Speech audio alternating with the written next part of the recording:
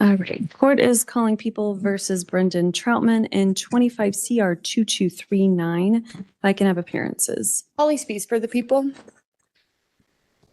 And Brendan Troutman in proprio persona, all rights reserved. All right. Ms. Troutman, last time we were here, you had informed the court you were still seeking counsel and you did not get the application for public defender's office even after the record was made if there was any changes to your finances. So how are you proceeding today? Well, I'm forced to be going to trial on this, I guess, if this is the last arraignment. I do not have the funds to secure private counsel. For the record, did you inquire the public defender's office again after your last arraignment? Yes, my income hasn't changed. I've moved my budget around to accommodate a small savings amount to secure a private attorney. But yeah, so I'm getting retainer fees of $2,500, $5,000, and $15,000. So that's just so not... just for my clarification, you still don't qualify for the public defender's office? No, I do Is that what not. you're letting me know. Okay. Yes. All right. Ms. Spees, any additional record for the people? Judge, I believe at this point, Ms. Troutman and I have had a phone conversation, a few conversations before court on different dates. And so given that I believe we've given ample opportunity to apply for the public defender, we should proceed forward with setting trial dates. I did just want to make a Lafleur record, and I don't have in my notes that an Arguello advisement was done, so I'm not sure how this court would like that. I advised her last hearing, Ms. Speed, right? I believe Ms. Davis was covering for you. Thank you for letting me know. In terms of the Lafleur record, right now, as the charges currently stand, the defendant has been charged with 5 counts.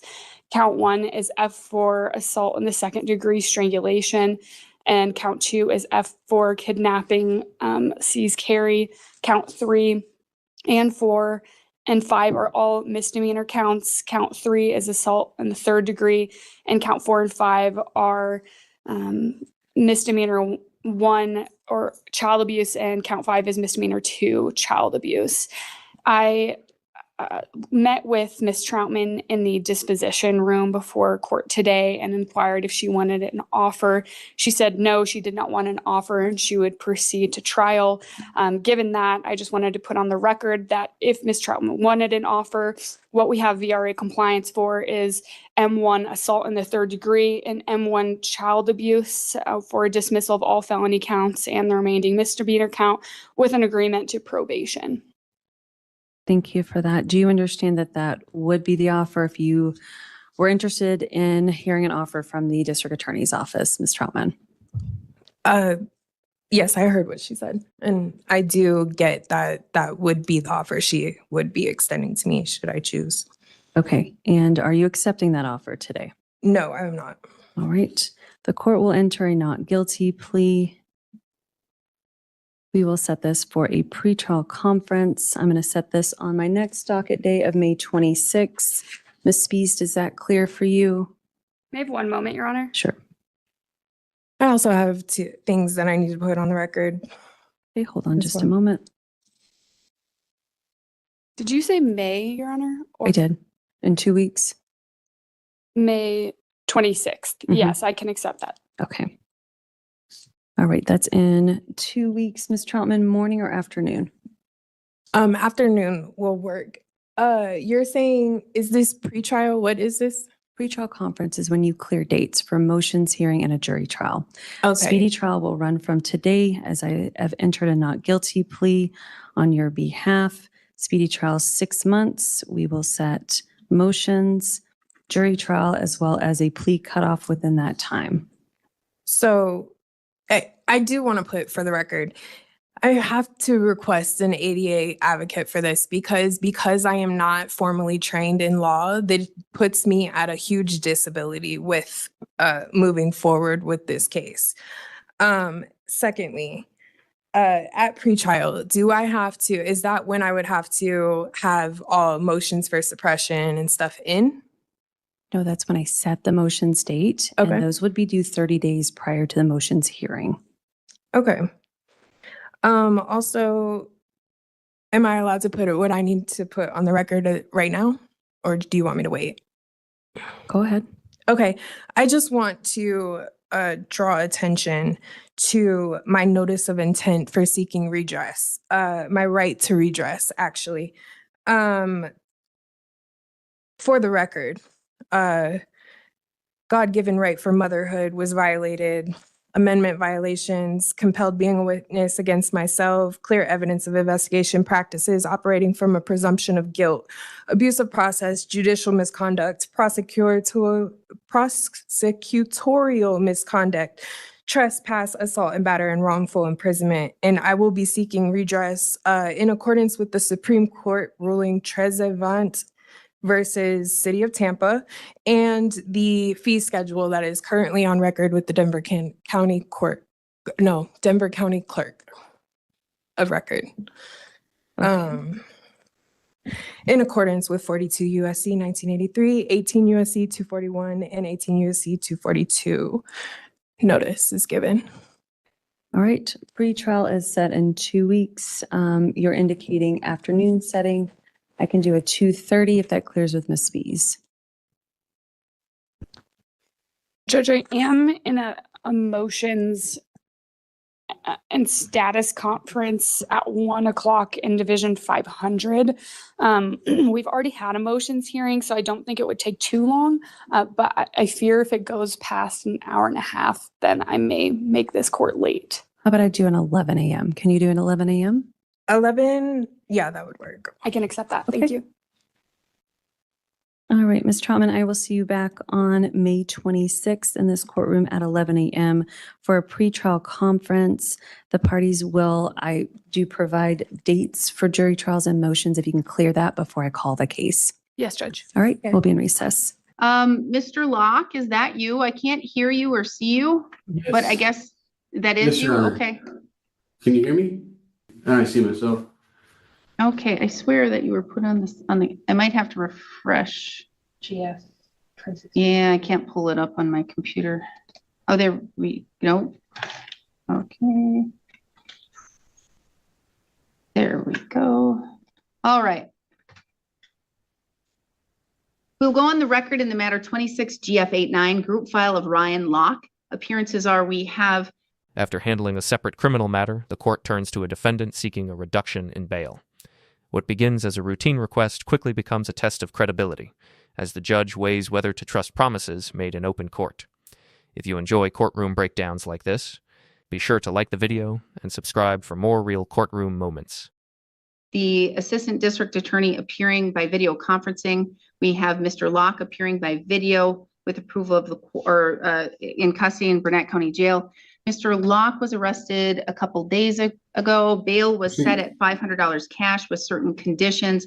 And then, Mr. Locke, I received your letter here today requesting that the court consider lowering that to $250. And in that letter, you say that you promise you say, I promise that I will do right. You won't see me back here except for court. And so you're pleading with the court to lower that and to trust you that you're going to make your court appearances and engage in this process. Is that correct? Yes, Your Honor. See, I've never missed court ever. And I had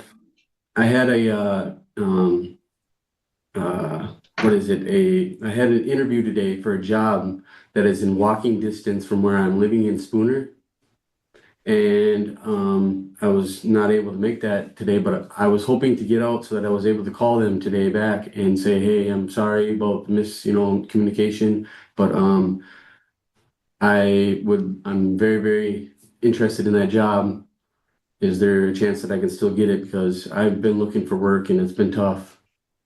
I hear you, Mr. Locke, and I don't want to interfere with your ability to get a job and to be able Yes. to provide for yourself, et cetera, because everybody deserves to do that and you should be able to do that. And you said it's within walking distance from your address? Yes, it is. So what is your address then? It is 613 Smith Street in Spooner. Okay. And is this a bar or restaurant or anything that I would have to worry about with bond conditions? No. It is for a warehouse.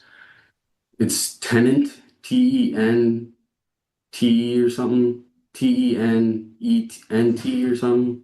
It's spelled. Okay, So I'm all right. really hoping that I get that job because I mean it's perfect for me. It's like right down the road. I mean there's no reason why I can't make the job because it's walking distance and then I'll be able to figure out my license and everything. So, but right now I don't have any money and that's why I didn't know that there could be because I mean Wisconsin is so different like than it is in Minnesota because you have to in Minnesota you got to find like a bail bondsman.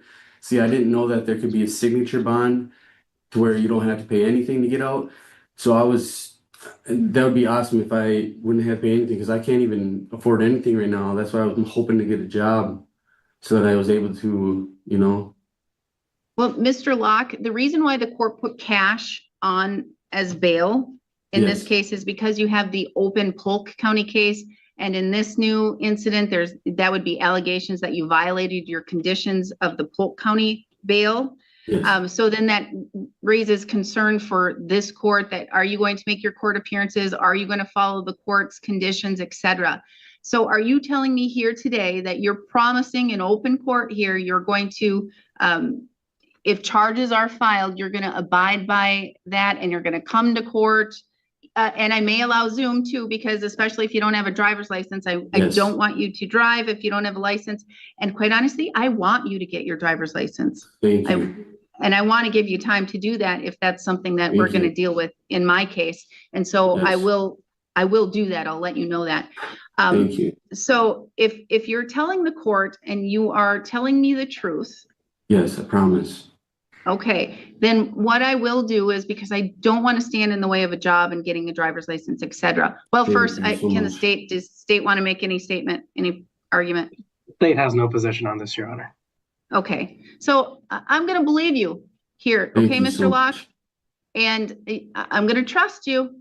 And I'm Yeah. going to tell you, if I extend trust and you violate it, then I'm not as nicey, okay?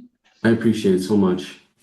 So I will amend to a signature bond. You don't have to Thank come you. up with any cash because I'd rather have you save that. Even you said $250. I'd rather have you save that and work towards your driver's license, rent, food, whatever. So it'll be a signature bond and you just have to follow the conditions of your Polk County case and make your court appearances here and don't commit any other crimes or do those things that are written on your bond, okay? Yes, I promise you. Thank All you so right, much. Okay, so now we have your address and did I ask for a telephone number? Yes, I did. I think, did I? Is it 763 4394? 4394763. Let me see, 4394. Correct. Yep. We have that. We're good to go. Okay. Okay, Mr. Locke, thank you. Let me see, you are currently set right now for May 2nd. May 2nd? I thought it was the 6th. Oh, sorry, you're right, May 6th. Okay. See, you're smart, you're paying attention. I'm glad to hear that. May 6th at 2, May 6th at 2. And I'm gonna tell you, because I'm extending you this trust, Yep. if you want to appear by video conferencing at that time, because it'll be an arraignment, I don't want you to have to miss too much work. You can do that, okay? Thank you. Thank you. I appreciate it. And you're gonna cooperate with the court. You're gonna try and see about getting these matters resolved one way or another, even if it has to go to trial, all of those things. Yes. Okay, all right. So then we'll see you May 6th at 2 p.m. The video conferencing will be on your notice and you should get that before you're able to leave the jail today, okay? Thank you so much, Your Honor. I All appreciate right, it. thank you, Mr. Locke. You have a good day. You too. Mr. Locke, is that you on the Samsung? You are muted and I hit a button to ask you to unmute and I'm now hit something to ask you to start your video. There you are. How are you doing today?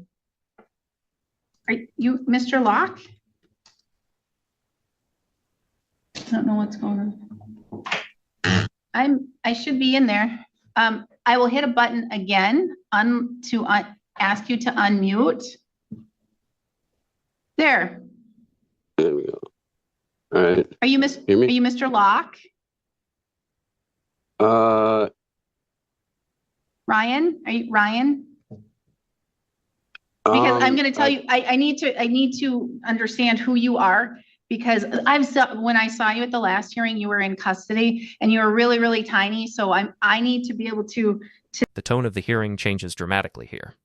After previously receiving leniency and the opportunity to appear remotely, the defendant begins challenging the court instead of directly answering questions. The judge now shifts focus from accommodation to accountability, making it clear that cooperation is a key factor in how the court exercises discretion. No, so I can put your picture of your face in my head to associate things. So I am speaking with Ryan Locke. Object. Sir, well, if this is the route it's gonna go, and I think I've been very super fair to you, and with your bail and with all of those other things, if this is how it's going to go, then I will never allow you to be by Zoom again, and we can get a warrant and we can go that route. So if you want to cooperate and you want to participate and be nice to me as I am nice and respectful to you, we can go about it that way. How would you like to go about it? I am trying to speak, and you are. All right, so here's the thing. Nope, I'm letting you speak, and you want to speak and tell me all about your contract and how you're going to hold me I'm responsible. not all of those contracting things. anybody. I'm not saying any of that. Well, I'm just trying to speak my So then tell me. constitutional rights. That's it. On your birth certificate, did your parents name you Ryan Locke? Yes or no? And I did grant you leniency, Mr. Locke, to appear by video. I have every right to never allow that to happen, ever. You understand that? Yes or no? I'm asking you. Can I ask you a question? Nope, Yes not or no? unless you answer my question. Do you understand what I said? Yes or no? I object, and it sounds like the court is trying to get me into their jurisdiction. All right, we will go on the Is this record court in the in matter a record? 26 Is this court of a CF46, record? 26 TR 306, State of Wisconsin versus Ryan object. Locke. The state appears through District Attorney Kevin Schmidt in person. We have Emma Hanu appearing in person. Ryan Locke appears by video conferencing. He did call and ask permission of the court. He was being a cooperating individual and human being. However, he is failing to cooperate here today. Therefore, the court is stating on the record, at no time in the future, at any time whatsoever, Mr. Locke, may you appear by video conferencing or telephone. Your hearings will always be in person hearings. With regards to today, the court will quash the warrant. I don't have to do that, but I'll be nice and I'll quash the warrant. I'm resetting it to another date and time. Ms. Hanu has asked to withdraw. I usually ask for information and go into it. I'm not going to today, Ms. Hanu. You may be withdrawn. The court is going to reset this to another date and time. You were legally served. I have all of that information. So I do know that because you were in my custody and the court did give you leniency, did modify your bond, was trying to work with you, Mr. Locke. However, you refused to work with the court, and the court finds that to be completely disrespectful. Therefore, I am setting this for another date and time. Mr. Schmidt, is this a your case or a Belay case? It is Assistant District Attorney Ballard, Your Honor. That's correct. All right, so what I'm going to do here today is I am resetting it for May 27th in person at 2:45. May 27th, 2:45. We shall see you then. I strongly recommend that you call the public defender's office and you get another attorney appointed to you. I'm resetting it. Thank you very much. Please? We are adjourned. Object. Bye. We will go on the record in the matters 26 CF46, 26 TR 306, State of Wisconsin versus Ryan Locke. The state appears through Assistant District Attorney Jose Villa in person. Mr. Locke fails to appear. This matter was scheduled for 2:45. It is 3:22. No appearance. Weather is great and you can drive. and get here. There's no weather conditions at all. The court did have a hearing with him on May 21st, 2026, in which he appeared by video conferencing and was being combative and not complying with the court's process. The court ordered him to be here in person today at 2:45. He now fails to appear. What is the state requesting? I would ask for a warrant, Your Honor. The court will issue a warrant, $2,000 cash. Only judge may quash or posting of the cash. He will be provided a new date and time upon posting. The court is going to find him in default for 26 TR 306, and I will assess $200.50, 3 points off of his license for his failure to appear here today. We are adjourned. Oh, and the court will forfeit any cash previously posted pursuant to 969.13 of the Wisconsin statutes. Now we're adjourned. This courtroom sequence highlights two very different defendants and two very different approaches to the judicial process. In the first matter, Brendan Troutman appeared without counsel and informed the court that she was unable to afford a private attorney while also not qualifying for representation through the public defender's office. The prosecution placed a plea offer on the record that would have resolved the felony allegations in exchange for misdemeanor pleas and probation. After confirming she understood the offer, Troutman rejected it and chose to proceed toward trial.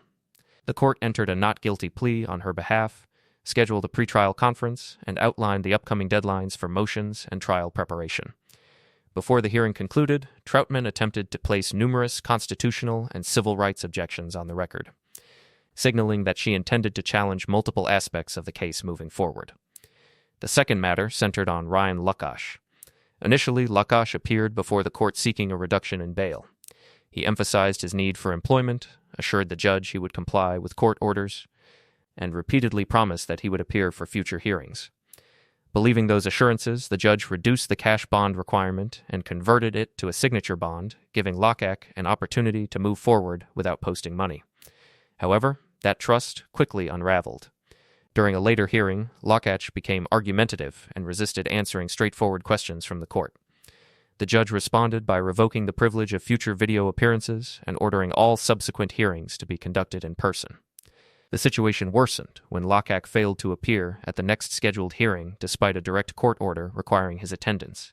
As a result, the judge issued a $2,000 cash warrant, found him in default on the traffic matter, assessed financial penalties, and ordered additional consequences related to his driving record.